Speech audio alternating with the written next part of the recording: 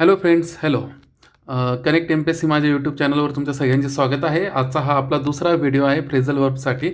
Essential phrasal verb आपण बघत आहोत.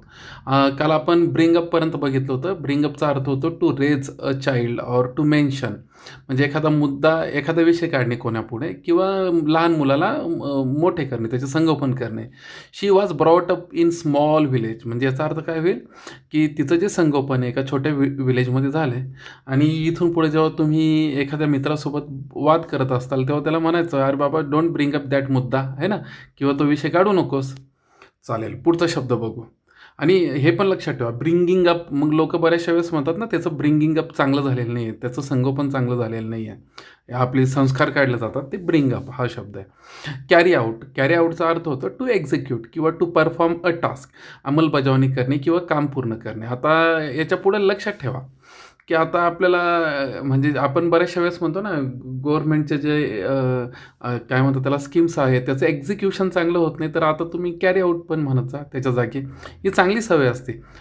नंतर हे वाक्य बघा, the officer carried out the orders immediately, म्हणजे अधिकारी होता, त्यांनी काय केलं, त्याला जे ऑर्डर्स भेटले त्यांनी त्याला कॅरीड आऊट केलं. हे ॲक्च्युली आपलं V2 आहे, म्हणजे हे सिम्पल पास्ट टेन्समधलं वाक्य आहे. तर तसं म्हणजे त्यांनी काय केलं, कॅरीड आऊट केलं म्हणजे एक्झिक्यूट केलं. नंतरचा आहे सेटअप, हा तिसरा शब्द. सेटअप म्हणजे टू इस्टॅब्लिश, स्थापन करणे किंवा टू स्टार्ट, है ना.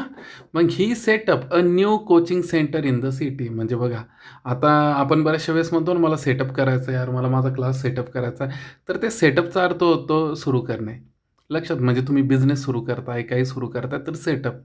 आणि टू इस्टॅब्लिश पण, म्हणजे जे कॉन्स्टिट्यूशन ऑफ इंडिया ते कधी इस्टॅब्लिश झालं, तर तिथं इस्टॅब्लिशच्या जागी तुम्ही सेटअप हा शब्द, आणि हे करत जा, ही सवय लावा, तेव्हा तुम्हाला ते लक्षात राहील. आता हा शेवटचा घेऊ, टर्न डाऊन. टर्न डाऊन म्हणजे मस्त शब्द आहे हा, लक्षातच ठेवा. To reject an offer or request, म्हणजे नाकारणे किंवा प्रस्ताव फेटाळणे. They turn down his application for the loan, म्हणजे त्यांनी काय केला, त्याचा रिजेक्ट केला. बऱ्याचशा वेळेस तुम्हाला पण बरेचसे मुलाला मुलगी आणि मुलगीला मुलं टर्न डाऊन करता. असो, जर व्हिडिओ आवडला आणि तुम्हाला यावरती जर मोठा व्हिडिओ हवा असेल तर मला प्लीज सांगा कमेंटमध्ये. आणि माझ्या या चॅनल सबस्क्राईब करा आवडला असेल तर. Thank you. Connect to success. Bye.